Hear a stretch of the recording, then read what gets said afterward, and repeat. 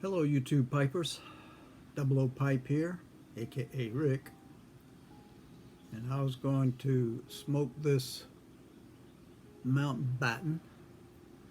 It has the numbers 919 or maybe 616. I'm not sure which, but I could not find anything on this particular model of mountain batten except one that was called a Diplomat. It looked similar, but the number on it was 201.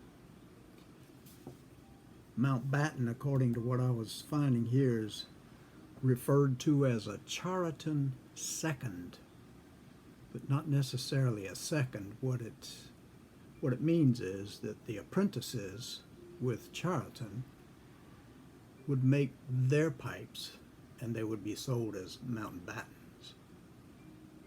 As much as I can find about it, but it's a nice looking pipe. I like it. It doesn't smoke badly either. Now, I was going to open this packet of Briar Fox, C&D's Briar Fox, right here in front of you. But I don't know how to do that.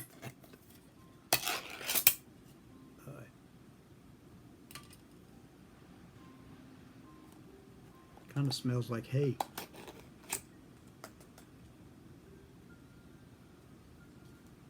It's got one cardboard, one piece of paper in there, a second piece of paper, a third piece of paper, and big old plugs the back. I don't know whether to smoke it or chew it.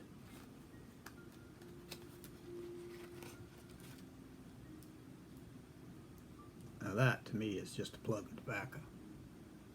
But that's the first time I've gotten a tin of tobacco that looked like that. What I'll try here is just breaking it up.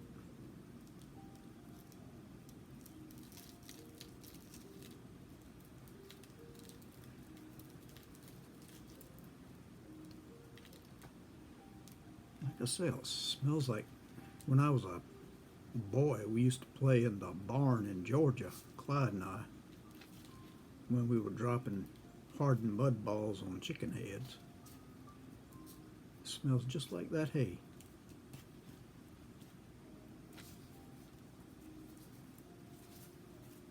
Maybe I should have done all this before I got on here.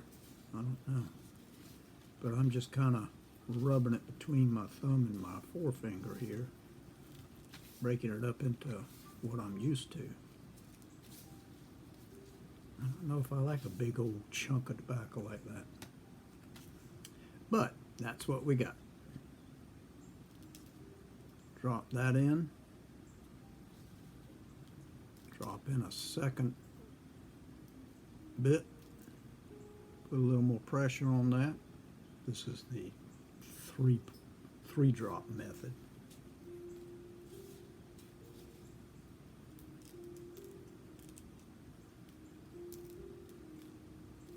And put extra pressure with the thumb on the third batch put into the pipe.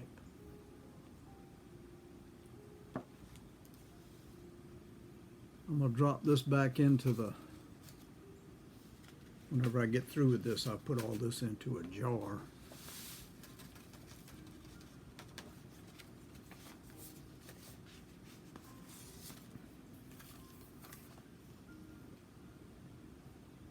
Just like that hay in the old barn.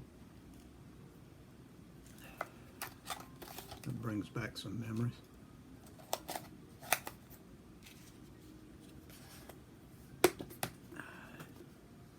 Summertime in Georgia in the barn. It's a long time ago.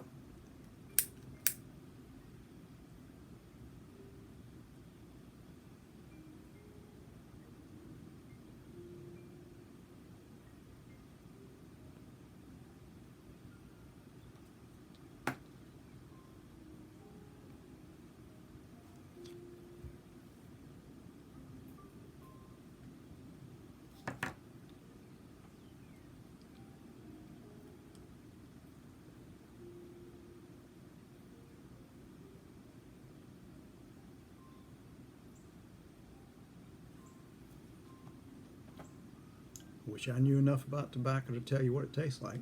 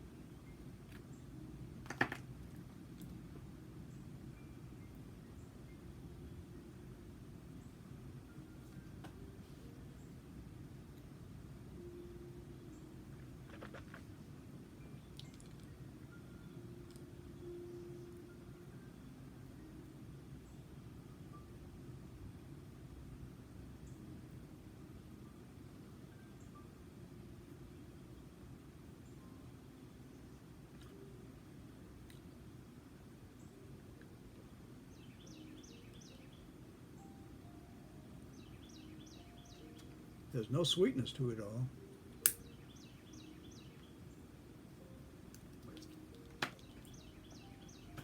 No cherry or wow, or fruitiness to it.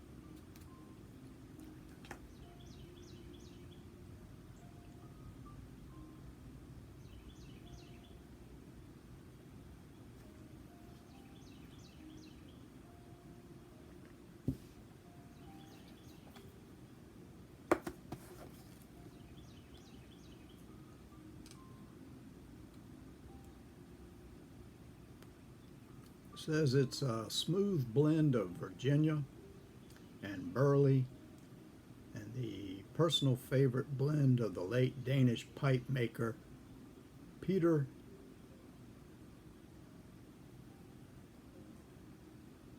Hessian.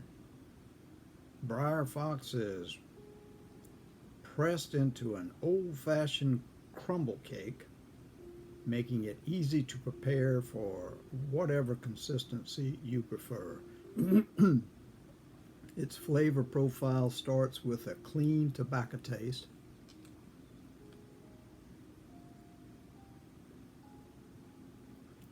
heightens complexity at mid-bowl, and finishes with a spicy character that will make you come back again and again. Well, I might put this in a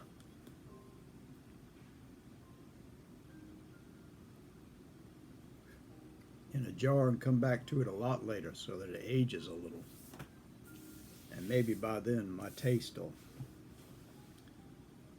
be able to detect what they're saying.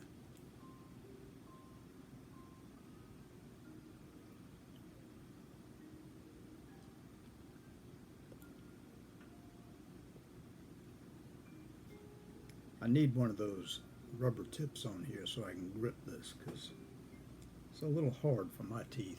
I'm getting old. My teeth aren't as good as they used to be.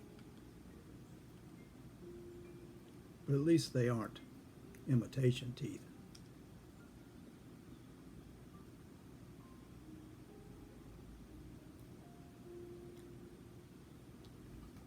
It's not bad. I mean, it's not something I'd say I hate it because I don't hate it.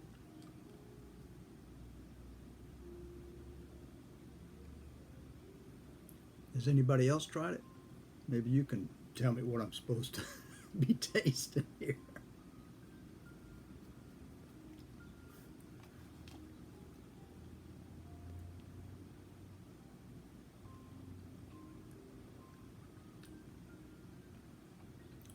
Yeah, it could grow on me. It could grow on me.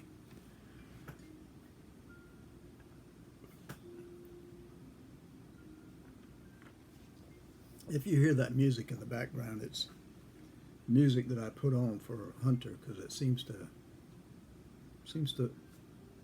soothe him a bit.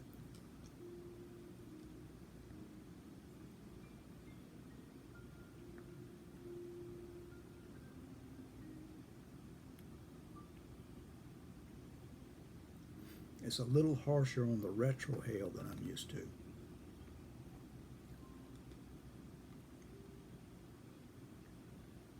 But I think I could get used to this.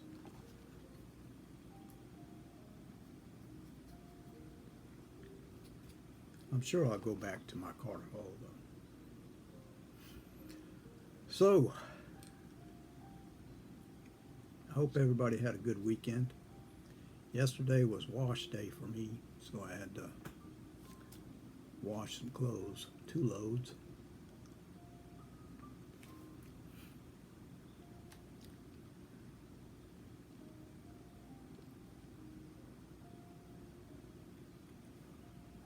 Back in your day, did y'all ever play a game called Half Rubber?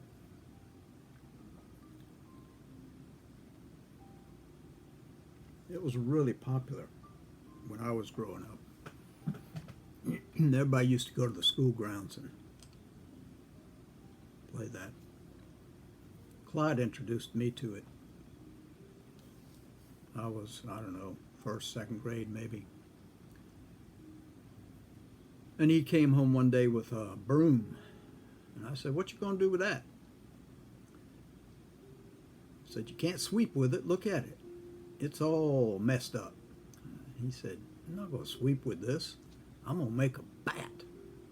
I said, "A bat? What kind of bat?" He said, "A bat for half rubber." I said, "What the heck is half rubber?"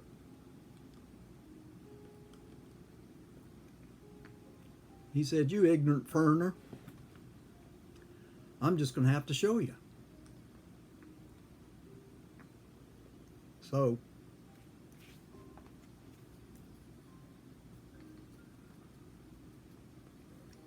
he got me to put pressure on the end of the stick, and he put his knee on the stick near the where the broom portion was and cut that off with a saw.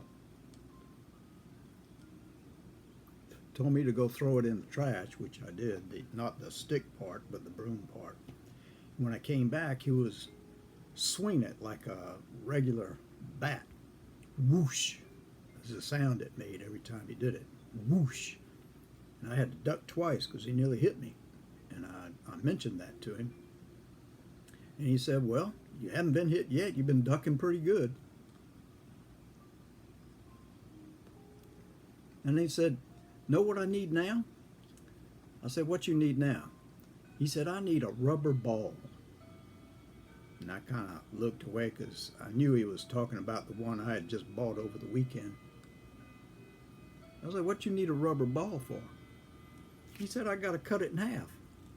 So I knew I wasn't going to give it to him then because I wasn't going to let him cut my rubber ball in half. I said, "Well, where you going to buy one?" He said, "Neff, I don't have the money to buy one, but I know you got one. I know you just got one. Brand new, and that's perfect for what I want." I said, "I'm not giving you my new rubber ball just so you can cut it up." He said, "I'm not just going to cut it up. I'm going to cut it in half." He said, "Go get it." I said, "No, sir, I ain't doing that." He said, "I'll pay you back." And I looked at him because I knew he'd never pay me back. But anyway, I finally went and got the new rubber ball. It was bright, shiny red. Handed it to him, took out his pocket knife, and he commenced to cutting. And he sliced it right down the middle at the seam. And every time his knife took a bite of that, I would wince because that was my new ball that he was cutting up.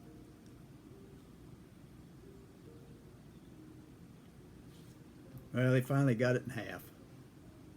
And he said, "Now we got 2 half rubbers we can play with." And I said, "Well, what you going to do with them?" He said, "We're going to call my friends right now, and we're going to get up a game over at the school."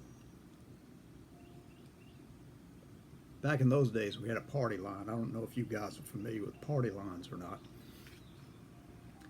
But on the other end, there were 2 people on this line. And when one person was talking, when the other person was talking, we could not call out. So, and the other person on the party line was the local gossip. So when she got on there, she was on there for a while.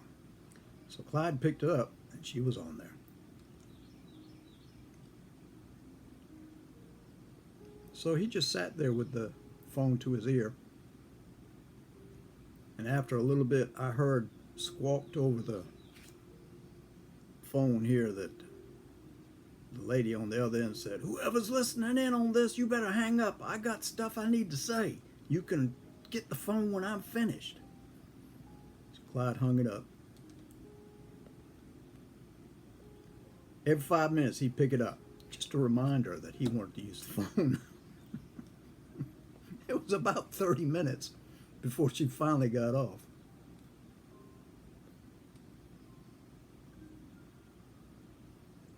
Anyway, he called all his friends, and they were going to meet him over at school, and he was going to take me along. He said, "Here, take these." Gave me the ball and the bat. All the equipment we really needed. And we walked over to the school. It wasn't that far. We walked across the golf course to the school. And when we got there, he handed the bat, one of the halves, to his friends and said, "Here, practice with this, and I'm going to teach my nephew how to throw this thing." So he said, "Go out there a couple of yards, Neff." So I walked up where he was pointing, turned around. He said, "I want you to catch this." And he put his, I don't know if you can see this or not.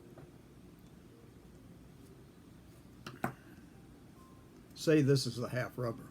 You would put your fingers like this on the seam so that the top of the ball was on top and the slice portion was on the bottom.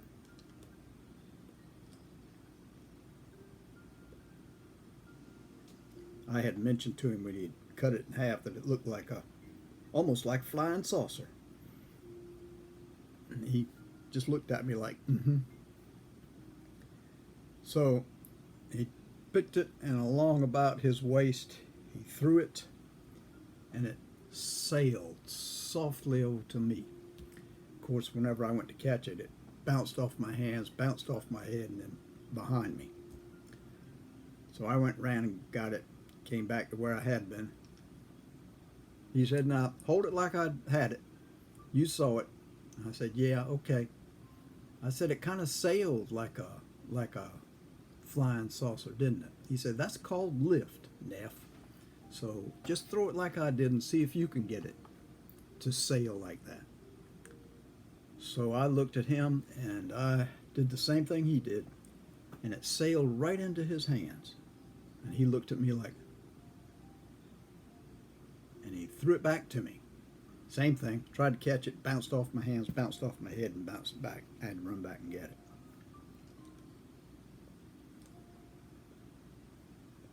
And he said, "Okay, Neff, see if you can do that again." And I threw it again, just like he had shown me, and it sailed right into his hands again. He said, "You're pretty good at this, Neff. And that's the first time you've ever thrown it?" And I said, "Uh-huh." So we practiced a little bit more. Every time, it would sail right into his hands, right where his hands were. He was just amazed. So this took me by surprise. He said, "Okay, fellas, let's get up the game now."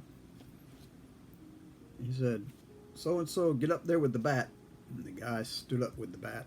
Somebody stood behind him so he could catch the ball if he missed it. It's just like baseball, but it had its own rules. And you had to hit that. You had to hit the half rubber. Let's see if it hit. I think if it hit just before the person that pitched it, it was first base. Just over his head, second base. And if it was out of the park, it was a home run. Well, you know, if it was way out of everybody's reach. So he said, "Hey fellas, I just found out that my Neff can throw this pretty good. Let's let him pitch for a bit." They said, "Okay, if he can get it in here so we can hit it."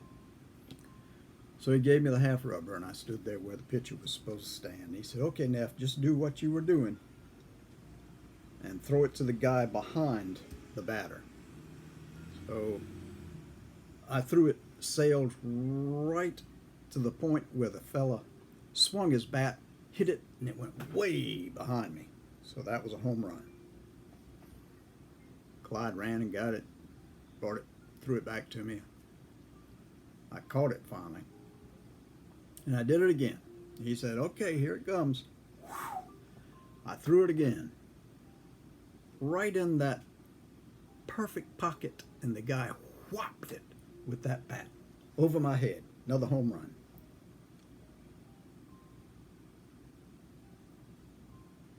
So Clyde threw it to me. He said, Neff, what are you doing? You're giving them hits all the time. I said, I'm just throwing it like you told me to. He said, try it again. So once again, I reared back and I sailed it into that spot right for that perfect square. Whop! Over my head, another home run. So Clyde, when he got it this time, he walked up. He said, came over, tapped me on the shoulder and said, you get back there and get these things. And then I watched him pitch. He said, before he did that, he said, Neff, what are you doing? You're just giving them hit after hit. And I said, well, I'm throwing it just like you told me to. He said, well, you can't do that when you're throwing it to the batter. You got to do it so he misses it. I said, oh, okay, well, I don't know how to do that. I just throw it to that guy who's trying to catch it. Clyde said, get back there and get the ball if it ever comes back there. And the guy got ready with the broomstick or the bat, and Clyde let it sail. And just as it got to he did this. Just as it got to the batter, he swung and it dipped below the bat, right into the guy's hands.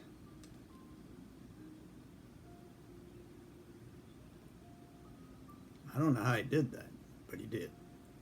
So the catcher threw it to Clyde. Clyde, once again, threw it to the batter.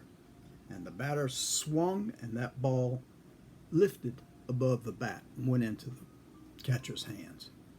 And that's the way it went from then on. And after the game was over, and our side had won because Clyde was pitching and not me, because they wanted me to pitch some more. I said, how'd you do that, Clyde? He said, I don't know.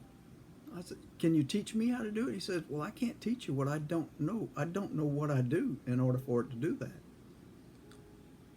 I just look at the batter and then I throw it, and it's like magic because I have no idea how that happens. I said, well, it sure is a good magic trick. I said, well, I want to learn how to do that. He said, well, I don't know how to teach you. So you're going to have to learn on your own. I said, well, I don't know if I can. He said, how about I teach you how to whistle? I said, okay. Now, Clyde had a whistle. He and his brother, he had an older brother, whistled, and the whistle sounded like a Tarzan yell. And he was going to teach me that, which took me a long time to learn, but I did learn it. I don't know if I can do it now because my lips don't have the pucker they used to have when I was young. Let me try.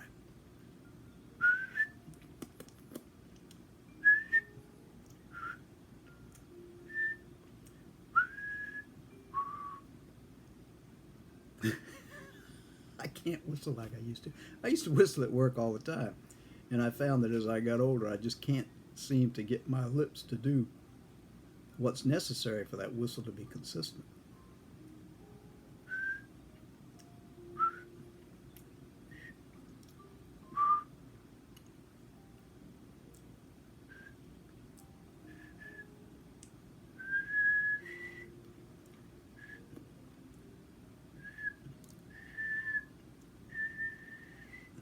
I can't do it. I just, getting old sucks. People used to enjoy my whistling at work. Most people have no tune, but I could carry a tune and it was usually in pitch the whole time.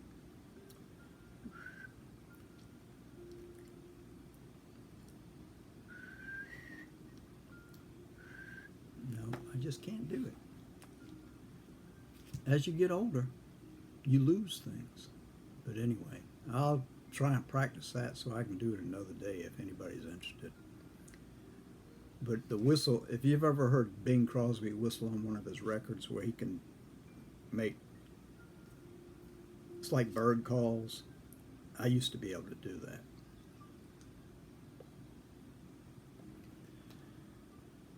Well, my Mountbatten has gone out. I'm going to have to relight it again. My Briar Fox is okay, but I think I need to let it sit for a while until my taste buds can begin to recognize what I'm tasting. And I'll go back to my Carter Hall, which I enjoy much more. But I do like the aroma that I first got with that, because I swear it smelled just like being up in the top rafters of the barn in Georgia when I was a kid. Wonderful smell. Wonderful smell. We used to play up there a lot. So much for all that I had to say. I hope everybody is doing okay. I hope that you're having a sunny day. It's been raining here for the last 3 days, which we could do without. But anyway, it's sunny now, and that's what we need to dry this place up. Hunter's asleep, as usual. Doesn't want to go out unless he needs to go out. One of these days, I'm hoping he's going to be a little more doggy about things. But anyway, let me get my thumb over this red spot here. I want to say that I hope everybody's doing well. And God bless you until the next time.